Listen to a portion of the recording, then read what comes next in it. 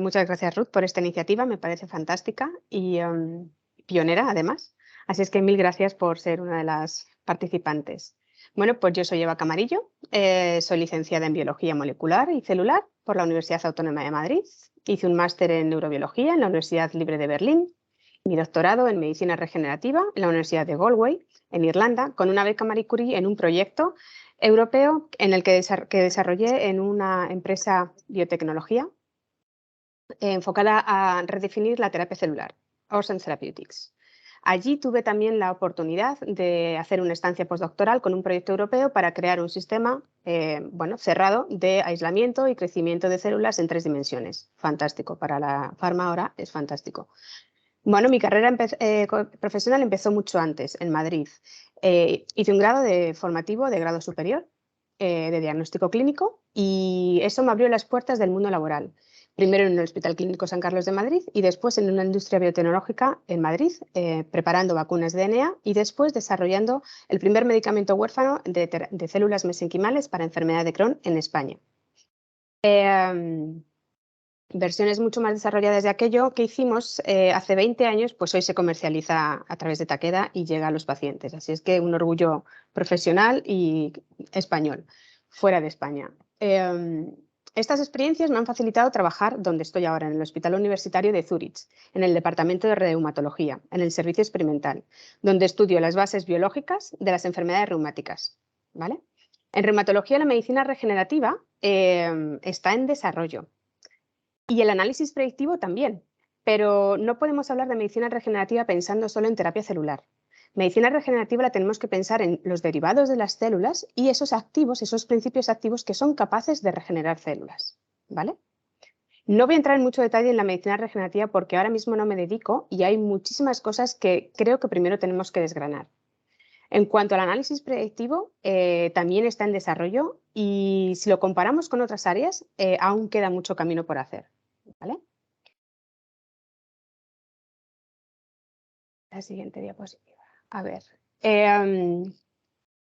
Primero tenemos que hablar de la enfermedad. De las enfermedades reumáticas son pues, enfermedades que afectan el sistema musculoesquelético. Tenemos las más conocidas son la artritis reumatoide, la osteoartritis y la espondioartritis. Las tres se diferencian porque pues tienen las dos, artritis reumatoide y espondiloartritis tienen un componente autoinmune muy importante respecto a la osteoartritis, que lo que ocurre es que tienes una destrucción tremenda. Voy a usar el puntero a ver si me lo podéis ver. ¿Veis el puntero? Si lo muevo. Sí. Perfecto.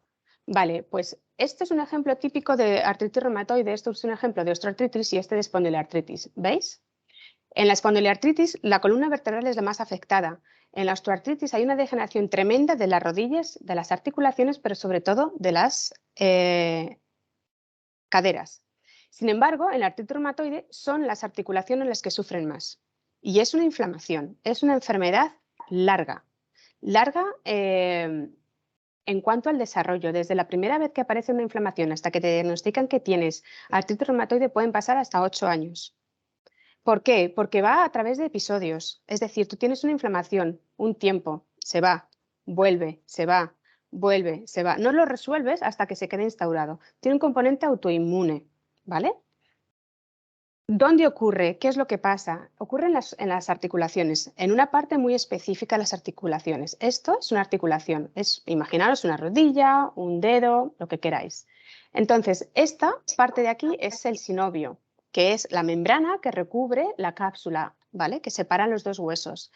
Esta cápsula esta cápsula está rodeada por la parte interna de unas células que serían los fibroblastos. Cuando se descontrolan porque hay una inflamación, empieza a haber un infiltrado tremendo aquí de células inflamatorias que empiezan a liberar guarrería. Como las articulaciones están inervadas de vasos vasculares y de linfáticos y de nervios, produce mucho dolor. Y toda esa porquería que estas células de inflamación producen van al sistema vascular y el sistema linfático. Por lo tanto, en sangre tenemos cosas que podemos extraer y determinar, esta persona tiene artritis o no tiene artritis, ¿vale? A nivel histológico lo podemos ver aquí. Esto se podría ver, o sea, a nivel histológico es como el tejido cuando lo cortamos en lonchitas muy finitas de 3-5 micras, lo teñimos con algo para ver los núcleos y los citoplasmas de las células, vemos, esto es un sinovio, un tejido sinovial sano respecto a uno que está inflamado, ¿vale? Ese es lo que tenemos en nuestro sistema de estudio en las enfermedades reumáticas y en este caso lo que yo estoy haciendo en artritis reumatoide, que lo que hago es estudiar eso, las bases biológicas y a ver si podemos caracterizar mejor la enfermedad, ¿vale? Cuando se establece la enfermedad es irreversible, es decir, tenemos un periodo de ventana donde aparecen esos brotes que si no lo tratamos a tiempo es irreversible y acaba afectando al sistema circulatorio y al sistema respiratorio, ¿vale? Entonces, lo único que pueden hacer es dar tratamientos paliativos de alguna manera, ¿vale? Afecta más a las mujeres que a los hombres, afecta a diferentes edades y demás. Desde que uno va al médico hasta que te lo diagnostican, pues eso, pasan unos meses, la gente no puede ir al especialista normalmente, 3 meses de visitas hasta que te hacen pruebas, pero las pruebas no son específicas, ¿vale? De artritis reumatoide. No tenemos un marcador en el laboratorio que diga, te mido, pues como te miden la anemia, tienes los glóbulos altos, bajos, hemoglobina alta, baja, no hay algo, o sea, hay marcadores de productos que se liberan en la sangre y te pueden decir más o menos en qué estadio estás, pero no te dicen tienes artritis. Cuando te lo dicen es porque hay tanto daño tisular que con una radiografía de las manos o de la articulación dañada, te lo digo. Pero es que no me hace falta una radiografía, lo veo. Eso ya es tarde. Entonces ya solo va a haber tratamientos paliativos, ¿vale? De antiinflamatorios de alguna manera.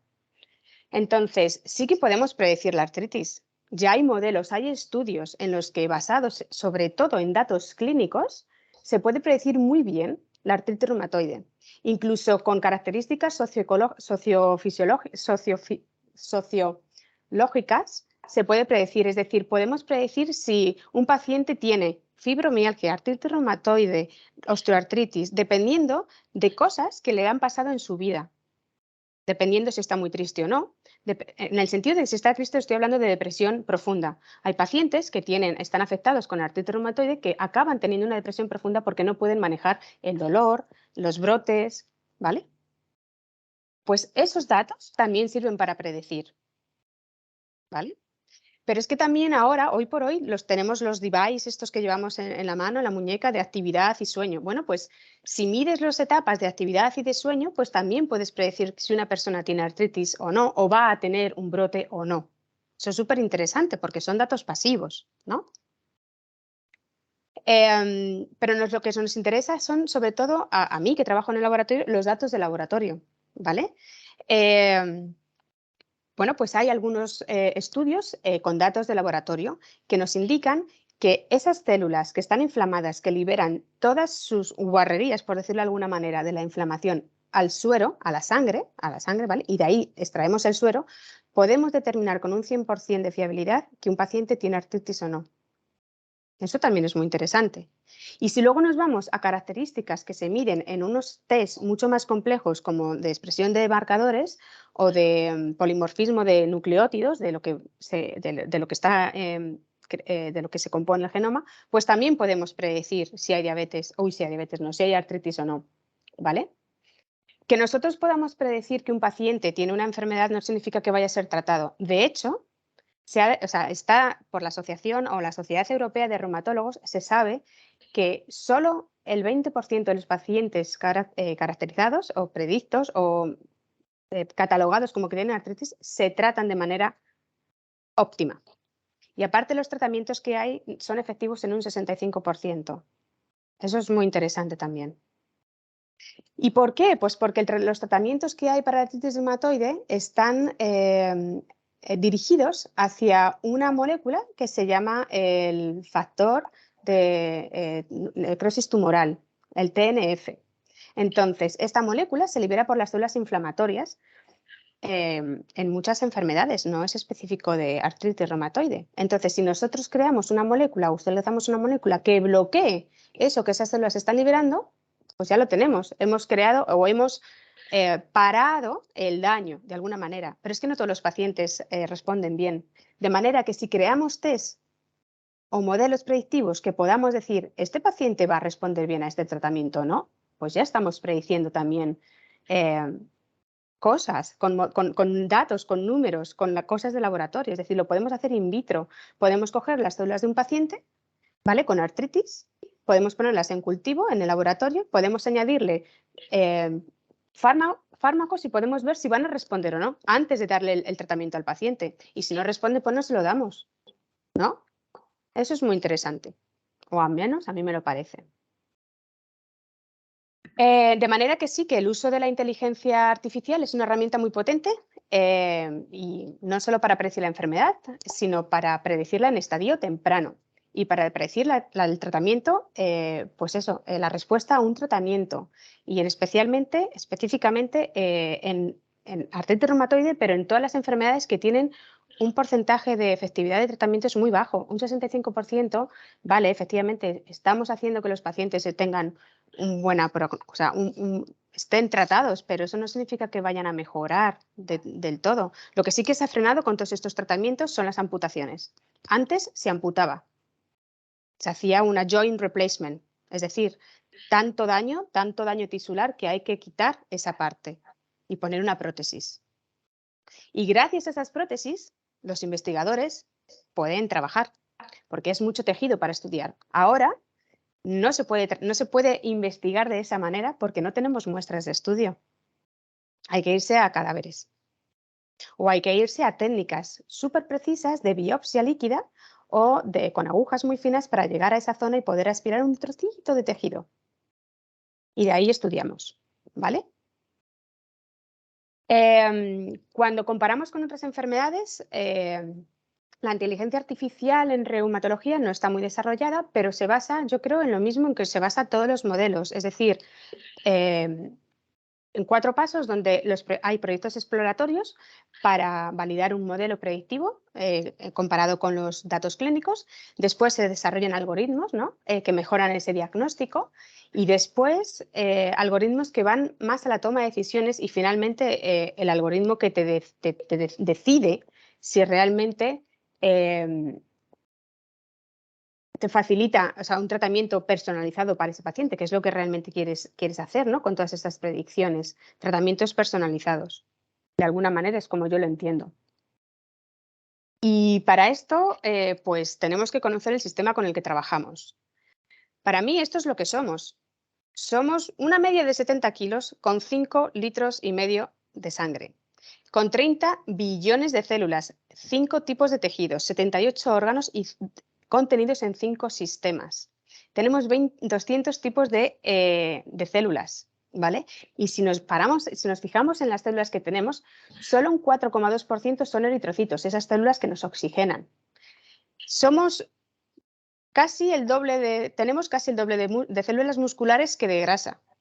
Y me atrevo a decir que incluso después del COVID.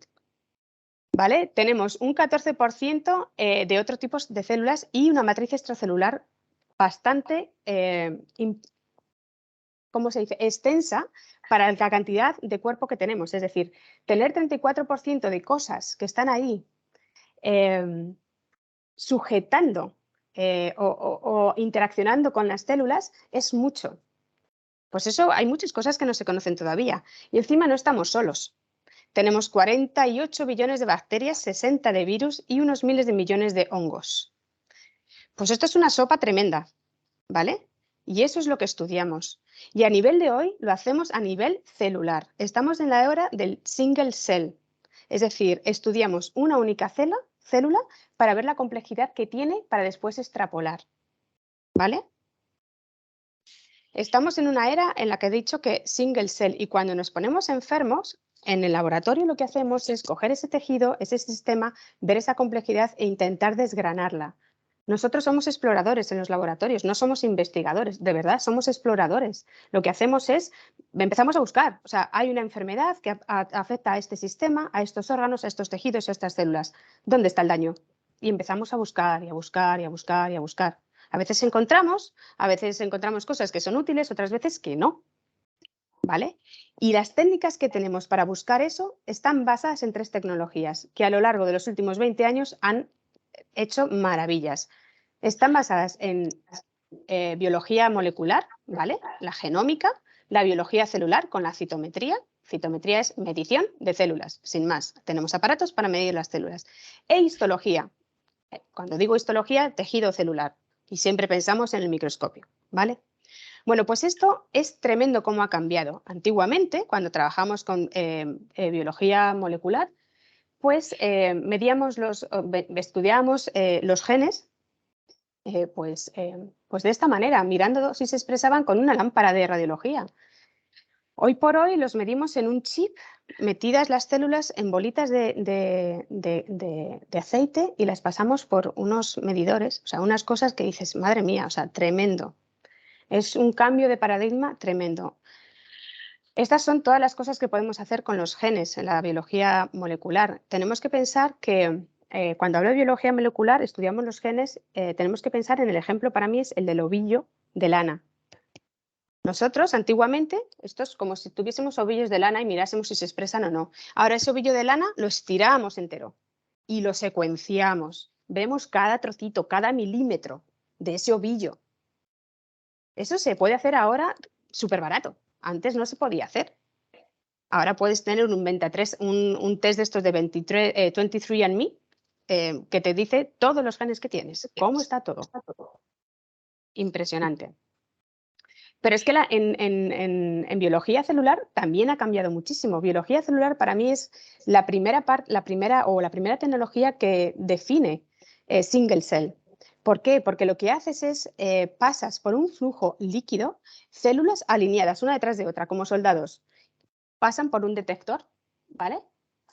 Son células que yo lo que le hago son células de un paciente, las marco con unas cositas que tienen un color y cuando llegan aquí al detector dicen, ah, soy roja, ah, soy verde y las va separando, ¿vale? Y me las presenta en estos gráficos de expresión positivo, negativo para estas moléculas. Hace 20 años yo lo hacía con 4 colores, es decir, podía medir en una única célula 4 marcadores.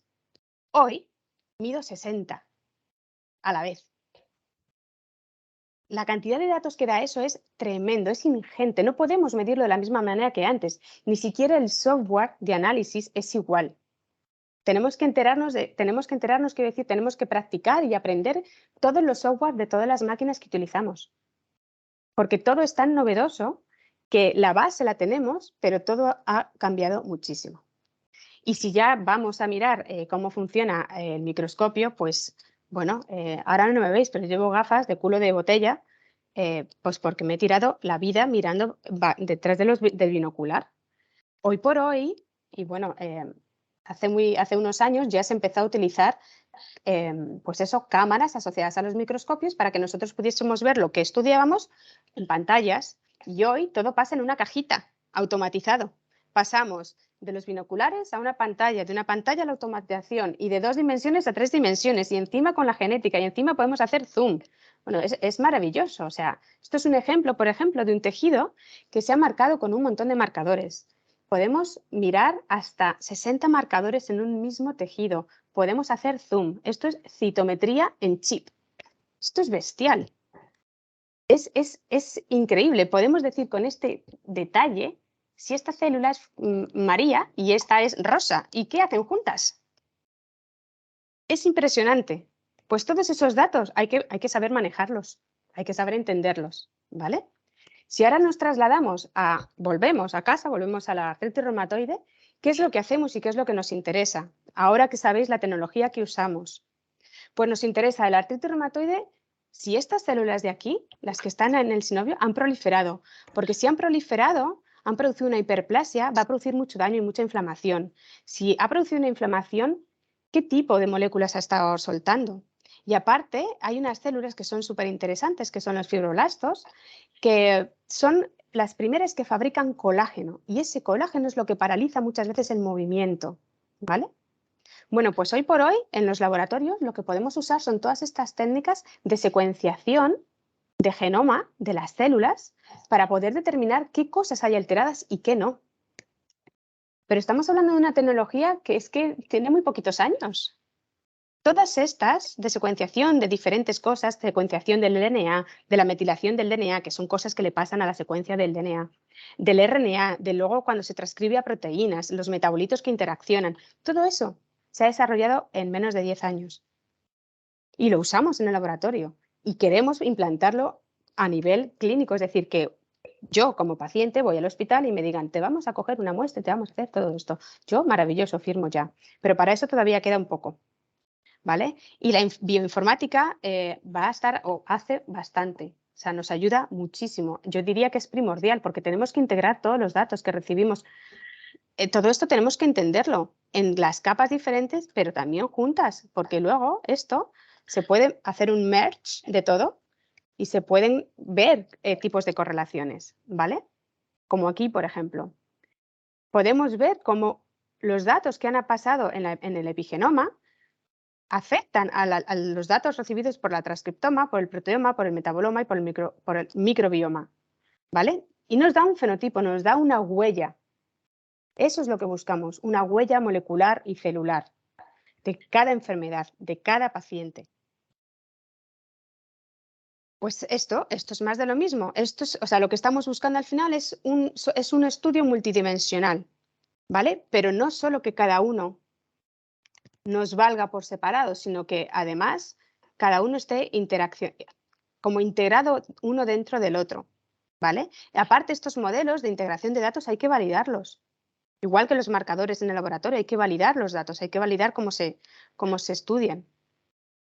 Y para rizar el rizo, lo que ha salido en los últimos 2 o 3 años es que en vez de mirar solo una de las cosas de secuenciación, en vez de secuenciar solo el DNA, el RNA, la proteína, a la vez, puedes hacer 2 y 3. O sea, tratar estos datos ya es, pues eso, para mí harina de otro costal. Son cosas muy interesantes. Yo lo que he dejado en casi todos es la documentación, o dejaré los artículos para que los podáis leer porque son cosas muy interesantes. Aquí, por ejemplo, es un flujo de trabajo en el que pues, cómo se deberían de tratar los datos, qué se pueden hacer con ellos y demás. Yo, de momento, lo que estoy haciendo es entenderlo. No los uso, pero tengo que usarlos, ¿vale? Pero efectivamente esta integración de datos pues tiene bastantes challenges, ¿vale? Que ahora no me sale ni cómo se dice en español. Desafíos. Tiene muchísimos desafíos. De hecho, la mayoría de los laboratorios se quedan aquí, en hacer, en utilizar las técnicas, en la parte experimental, porque es muy difícil organizar esos datos, es muy difícil integrarlos y es muy difícil encontrar un proceso de trabajo. Y cuanto más difícil es llegar a conclusiones donde, pues eso, sirvan para, pues eso, para mejorar la terapia. Este workflow me ha gustado bastante porque explica de una manera bastante sencilla cómo o integra lo que hacemos en el laboratorio con qué cosas se hacen en datos para poder llegar a fenotipar una enfermedad. Este artículo es muy interesante, ¿vale? Por eso lo he puesto ahí, para que quede como recordatorio. Y esto es lo que se hace en el laboratorio, esto es lo que yo hago, ¿vale? El state of the art en tecnología. A nosotros nos llega una rodilla, un trocito de tejido de articulación y como buena científica lo que haces es disgregar. O sea, te dejas las células en suspensión celular para poder estudiarlas. Siempre hay 2 formas de trabajar con esto. Te llega un tejido y dices, ¿qué hago? ¿Lo disgrego o lo corto en lonchitas para estudiar y ver cómo funciona? Pues hacemos las 2 cosas, ¿vale? Con esto podemos ver características a nivel genético y a nivel celular y dejándolo en el tejido podemos estudiar proteínas que se expresan combinadas con genes que se expresan, dándonos unos mapas muy completos de dónde están localizados unos genes con unas células y eso da mucha información, porque no todo pasa en el mismo sitio. ¿Vale? Esto se ha denominado Spatial Transcriptome la técnica del 2020. O sea, acaba de nacer. Acaba de nacer. Pues ya buscan expertos en esto. ¿Y por qué tiene tantísima importancia y por qué tiene tanto impacto? Porque esto es poner un trocito de tejido, estos son trocitos de tejido de nuestros pacientes. Ponemos un trocito de tejido de 3 micras de zinc, o sea, de grosor, y lo ponemos en un cristal, ¿vale? Que tiene más de 500 spots de genes. Y de ahí hibridamos y vemos qué genes están expresados. Este paciente, por ejemplo, tiene una inflamación tremenda y este tiene una fibrosis tremenda. Lo que aparece aquí no va a ser lo mismo que vemos aquí. Es muy interesante, de verdad. Pero también podemos hacer otras cosas. Lo que podemos hacer son modelos en los que digamos, vamos a ver estas células, si les damos diferentes estímulos, ¿qué van a hacer? ¿Van a migrar? ¿Se van a regenerar? ¿Van a hacer apoptosis? ¿Se van a morir? ¿Qué hacen? Pues lo podemos ver en 2 dimensiones, pero lo podemos ver en 3. Nosotros no somos en 2 dimensiones, nosotros ocurrimos en 3 dimensiones, ¿vale? Entonces, está muy bien que hagamos todo en 2 dimensiones, pero la fisiología la fisiología, o sea, la biología pasa en 3D. Por lo tanto, trabajar con esferoides, que esto es como se llama, da muchísima realidad a los datos con los que trabajamos, ¿vale? Esto, por ejemplo, es un ejemplo, es una muestra de fibroblastos que se ponen en cultivo, que se adhieren a una placa, ¿no?, de plástico. Les puedes estar alimentando, pues les ponemos diferentes drogas para ver qué hacen y medimos pues cosas. ¿Te mueres? ¿No te mueres? ¿Creces? ¿No creces?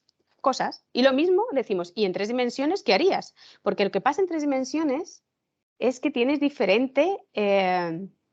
o sea, estás más pegado con tus vecinos y el aporte de oxígeno, el aporte de nutrientes es diferente, exactamente igual que en nosotros, los humanos. El oxígeno llega a diferentes partes, ¿vale? No llega por igual en todos los sitios. Y las células se comportan diferente dependiendo de los nutrientes, dependiendo del oxígeno, dependiendo, pues eso, de qué vecinos tengas, pues como todos al final, ¿vale? Este es un ejemplo. Este es un ejemplo que yo hago en el laboratorio. Es decir, con esta máquina, que es un microscopio automatizado, mido cómo se modulan las células para diferentes procesos biológicos. Puedo ver el citoplasma, ¿vale? Estas líneas son la parte interior de las células, que lo que son el citoesqueleto, son fibras de estiramiento. Las células migran, se mueven y para crecer lo que hacen es que se van moviendo en la placa de plástico. Pues eso se puede medir y tiene una información biológica muy importante, nos dice su capacidad migratoria. Podemos ver una imagen así y podemos estudiar cada célula individualmente. Esto nos sirve para predecir. Podemos tener 2.000 millones de imágenes como estas, enseñárselas a un modelo y decir, ¿este paciente, sus células se mueren? ¿Cómo responde a esta droga? Si tenemos muchísimas imágenes. No son radiológicas, son celulares, de células teñidas con distintas cosas. Y aquí vemos que hay un patrón, pues hay unas células más verdes, hay otras que están más naranjas, ¿vale? O sea, se ven cosas diferentes. Pues todo esto se mide. Y se mira este detalle. Cada una es una célula. Y si yo clico aquí, me diría qué célula es. Es impresionante. Esto es impresionante. Y como he dicho, todo pasa en 3 dimensiones y podemos estudiar con unos softwares tremendos de segmentación, ¿vale? La trayectoria de estas células que están aquí. Podemos estudiar hacia dónde se mueven. A ver, esto es una imagen proyectada, ¿vale? Una imagen proyectada que viene de más de 100 imágenes de 2 micras. Las juntas y te da esto. Pero si tú tienes un software que puedas ver toda esa profundidad, puedes ir haciendo segmentación y puedes ir viendo qué células expresan qué y si le tienes mediciones en el tiempo, mediciones temporales, podrías determinar si una célula en una posición específica se mueve a algún sitio o no.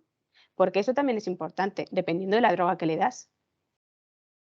Puede ser que esas células pierdan la capacidad migratoria, ¿vale?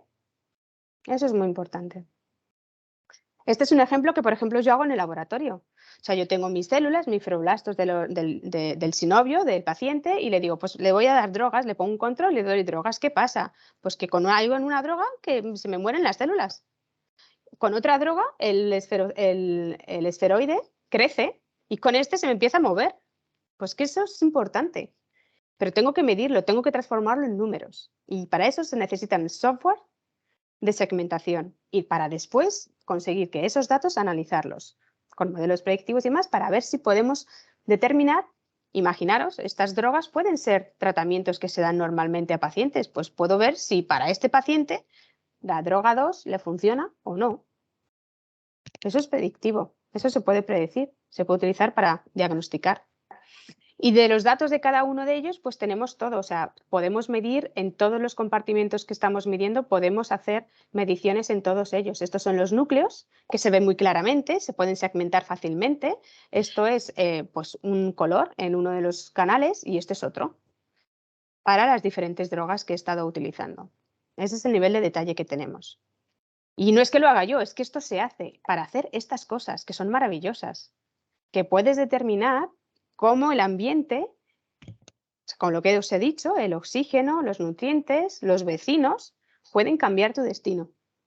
A nivel celular, claro, estoy hablando. Y ver la trayectoria. Son ensayos de verdad súper interesantes. ¿Y todo para qué? Pues para modelar estas enfermedades. ¿Vale? Y yo creo que ya me callo, porque ya he dicho hoy muchísimo, ¿no? El mensaje para llevarse a casa es que estamos en una era de verdad de detalle y de comprensión, o sea, comprehensive en el sentido de complejo, de que tenemos que tener en cuenta muchísimos parámetros, buscar marcadores, pero también validación, y validación no solo de las cosas en el laboratorio, sino validación de los datos, integrar datos, y para eso comunicación es imprescindible. Si no hablamos entre los científicos de datos y los científicos en el laboratorio, nos vamos a quedar, como había enseñado antes, que toda esta tecnología se queda en el laboratorio, nada más. Y la idea es cuidar a los pacientes, tratarlos, porque un día seremos nosotros. Y ya está. Y que muchísimas gracias. Que si tenéis preguntas para mí, pues tenéis ahí mi email, si queréis, también para el futuro. Muy bien, pues muchísimas gracias, Eva. Yo agradecerte que nos des esta visión desde el Hospital de Zúrich. La verdad que hemos tenido 4 ponentes hasta ahora, aparte de ti, y todos han dado diferentes visiones, pero desde la empresa o desde la universidad, y tú eres la primera persona que viene desde un hospital. O sea que es una visión mucho más científica y más de investigación y celular, por la parte celular. Los demás también eran, pero se veía más aplicado. Aquí a llegar al nivel célula es la primera vez que llegamos. Y justo te quería hacer una pregunta relacionada con esto. Voy a parar un momento y voy a Sí. decir que el que tenga una pregunta, que por favor levante la mano, que yo puedo quitar el mute y vosotros podéis hablar. Entonces, si cualquier persona que tenga una pregunta o un comentario que hacerle o cualquier sugerencia con respecto a lo que ha estado contando Eva, por favor, sentiros libres. Y vamos a ver, yo quería preguntarte, porque hablamos mucho de single cell, de una única célula y de todo lo que se puede hacer a nivel célula, cuando justo las enfermedades regenerativas, has dicho que había 3, 2 de ellas son autoinmunes, y vemos, o lo que se dice es que las enfermedades autoinmunes hay muchos síntomas y razones que puede ir detrás y que no es una única razón, sino que hay muchas cosas Eso que es. están ocurriendo en el cuerpo para que de repente se empiece a autoflagelar, a Destruir. Mm. autodestruir.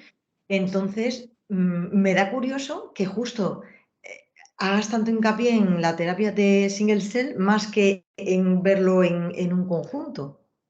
A ver, pero es que no se utiliza el single cell para terapia, se utiliza para investigación. Es decir, antes estudiábamos, imagínate, tenemos un árbol de naranjas y para saber el sabor que tienen las naranjas, pues cogemos todas las naranjas, hacemos un zumo y decimos, pues sabe bueno, ya está. Decimos, pues pasa el control. Pero es que ahora podemos coger cada naranja y saber si cada naranja sabe buena o no. Y dependiendo de ese sabor que tenga cada naranja, podemos determinar, hacer grupos. Estas saben más ácidas, estas saben más. Entonces, son para estudiar. El single cell es para estudiar a nivel celular cosas. Después lo tenemos que integrar después y determinar si esos análisis que se hacen en single cell a nivel de una única célula, podemos extrapolarlo para tratar, para crear medicinas que regeneren algo. Porque lo único que yo estoy hablando aquí es de estudiar enfermedades. No me he metido en cómo regenerar el tejido. A nivel de reumatología, regenerar el tejido es que cuando se llega a regenerar es muy tarde. Entonces, hay mucha gente que está sobre todo enfocada en caracterizar la enfermedad. La regeneración, más que con células, más que darla con células, se ha visto que los productos de algún tipo celular sí que pueden hacer que se regenere ese tejido dañado. ¿Vale? O sea, el Pero objetivo es analizar la célula para que se convierta en la propia terapia. bueno, de alguna manera sí, lo que pasa es que cuando estudiamos el single cell es, o sea, al hacer el análisis de single cell lo que hacemos es estudiar a nivel unicelular cada célula de un conjunto.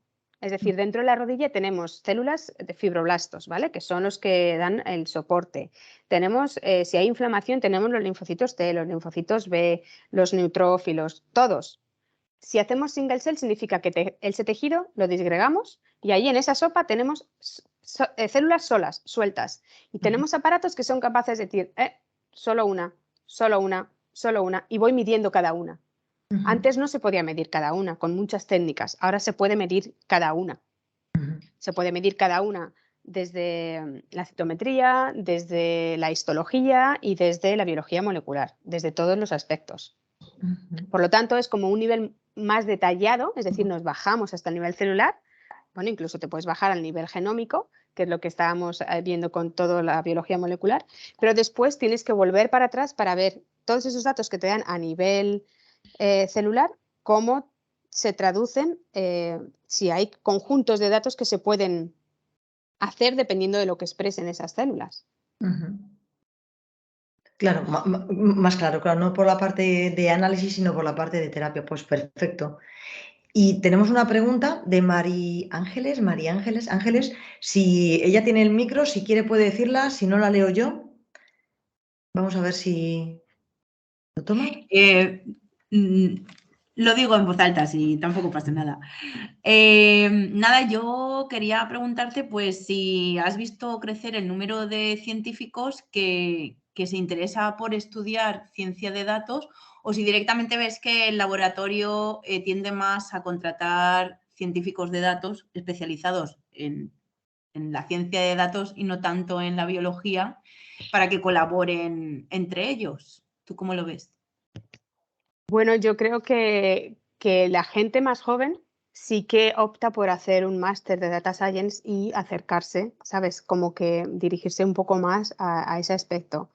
La gente que llevamos muchos años en ciencia y que pues no tenemos la capacidad a lo mejor ni las ganas de hacerlo, pero yo creo que sí que cada vez se hace más, se cogen más data science específicos, gente que a lo mejor haya hecho la carrera de biología o farmacia o química y que quiera hacer análisis de datos, más que un científico que diga, pues voy a ver cómo se analizan los datos, estos somos pocos. Ya, entonces más, digamos, un especialista, un científico de datos especializado en determinado campo, ¿no? Algo así. Sí, algo así, algo así. Algo así. De Vale, todas gracias. maneras, no te creas que yo conozco a muchísimos científicos de datos, ni de data science, porque yo no he hecho el máster. Entonces, bueno, yo pues lo que leo, lo que veo, los cursos que voy haciendo. Pero ¿Y tus compañeros? me... ¿Pero tienes Sí. compañeros científicos de datos? O... No muchos, no muchos, no muchos, todavía no, desafortunadamente. Ya me gustaría a mí, pero no, todavía no. Pero vamos, yo sigo solicitando becas, así es que si consigo una para traerme un PhD student que quiera hacer el análisis de datos conmigo, yo encantada, de verdad, porque además aprendería un montón. Sí, supongo que el futuro realmente, ahora mismo, el futuro más próximo es la colaboración, ¿no? Entre especialidades, más que... Pues yo creo que sí, yo diría que sí, pero es que también hay una barrera muy importante que hacer de comunicación. Es decir, por ejemplo, una de las cosas que yo he estado viendo cuando ves que hay estudios de predicciones es que la mayoría se basan en datos clínicos. ¿Por qué? Primero, porque hay muchos y segundo, porque a ti te dan los datos clínicos y no, tampoco tienes que comunicarte con muchísima gente. Pero si yo como científica te cuento, mira, no, pues es que saco una biopsia, de esa biopsia pues saco las células, de esas células lo que hago es que eso, ¿quién te quiere escuchar? Y aparte, ya no es que quién te quiere escuchar, es que es difícil entender muchas veces. Y lo mismo viceversa, es decir, yo como científica, pues empiezas a hablar de números, de modelos y dices, espérate, que me he perdido. Y es Eso sí. normal. Es Pero claro, normal. los dos necesitáis saber que eso existe para poder buscar una solución. Sí, sí. Claro, Lo que claro, decías entonces tú antes. Claro, entonces yo no sé si a través de, o sea, haciendo un máster, de hecho sí que conozco a gente, son pocos, que han hecho, pues eran, pues eso, científicos, se han metido a datos y hay muchos que no vuelven a la ciencia. Quiero decir, a la ciencia de laboratorio. Sí, sí, sí. Y es Sí, normal, porque de verdad, una de las cosas que para mí me impresionan más es que el tiempo que antes dedicamos a conseguir los datos en el laboratorio, voy a hacer una exageración, una semana consiguiendo datos. Ahora lo que haces es 1 hora consiguiendo datos y 1 semana analizándolos. De verdad, así es la vida. Ya. Pues muy interesante, muchas gracias. A ti, Ángeles. Mira, dice Julia en el chat que le parece interesante ese aspecto, primero investigadores o científico de datos. Y es verdad que lo que hemos visto siempre es que hay una unión muy, muy fuerte entre las personas que hacen el análisis de los datos y las personas de negocio, o en tu caso, por ejemplo, los investigadores. Entonces, ese apoyo de entender, tú tener las herramientas para poder analizarlo, pero entender también con mucha profundidad el negocio que estás tratando, es de lo que se trata. Al final, el científico de datos tiene que ser experto en el área que tiene que tratar, porque si no es muy difícil que las conclusiones que sacan con los modelos o con los algoritmos puedan ser validadas. Eso es. Entonces, es muy importante, da igual que lo hagas con Excel, con Access o con Word o con PowerPoint. Es importante que tú sepas de lo que estás hablando para saber que las conclusiones son las correctas. Eso es. Lo que yo no sé es, por ejemplo, si en los másters de Data Science, claro, es que solo es de análisis de datos. No sé, no hay nada que Claro, te dé a entender qué tecnologías, de dónde vienen esos datos, de qué tecnologías. Y a lo mejor sí que sería interesante meter eso en los másters de Data Science. pero Las de ahí tecnologías nuevas. claro, pero de ahí lo importante que son estas charlas que conectan cada uno de los sectores. En este caso, este área era de salud. Pues conecta a 6 personas que están trabajando en salud con Sí. con los modelos y los algoritmos que hay en datos y qué es lo que se está haciendo, porque si no, no hay esa conexión. Si luego el siguiente área va a ser marketing, y eso también en los centros que desarrollan buenas formaciones siempre hacen estos tipos de seminarios, porque si no son formaciones que se quedan cojas, sabes los métodos que hay, pero no sabes para qué aplicarlos y dónde se están aplicando. Claro, sobre todo, o sea, para mí suena muy simplista, pero es encajonar, o sea, se necesitan cajoncitos, ¿sabes? De donde se meter. A ver, a mí me están llegando datos de qué, de proteoma, de genoma, de qué técnica me están llegando los datos, de qué tengo que entender, de qué. Igual que si yo hablo con un científico de datos, es como, para mí es que estás haciendo machine learning, inteligencia artificial, random forest, árboles, regresión lineal, ¿qué estás haciendo? Claro. Si no, a lo mejor me pierdo. Sí, sí. Tan importante es saber lo que estás tratando como las técnicas que tienes disponibles. Sí, y luego una cosa que a mí me produce muchísimo nerviosismo es la validación, en el sentido de, hoy por hoy hay repositorios de datos tremendos de todos los sitios, y se han visto muchísimos casos en los que gente dice, no, los datos están publicados, los voy a coger, los analizo, los reanalizo, los junto con estos, tal. Como no llevan el mismo corte, la misma forma de analizarlos, no está descrito muy bien en ningún sitio, muchas veces cuando los mezclas esos datos para sacar conclusiones, te invalidan los propios datos tuyos. Porque no hay una guía descriptiva que te cuente. Muchas veces no la hay. De hecho, cuando publicas, por eso te lo piden, te lo exigen cada vez más, porque por lo menos, aunque no haya una guía o una normativa de cómo hacerlo, por lo menos te dicen cómo lo han hecho ellos. Sí, sí, tan importante saber lo que haces como qué es lo que estás metiendo dentro del modelo para tomar esas conclusiones. Sí. Pues nada, yo quiero agradeceros que a los alumnos que están aquí, a toda la gente de Data Science, ya sabéis que Eva os ha ofrecido la posibilidad de contar con ella para cualquier tipo de beca o de colaboración. Ahí tenemos su email. disponible para todos. Y a ti, Eva, muchas gracias por este tiempo, por compartir tus conocimientos y que sigamos haciendo muchas cosas como esta. Pues sí, muchas gracias.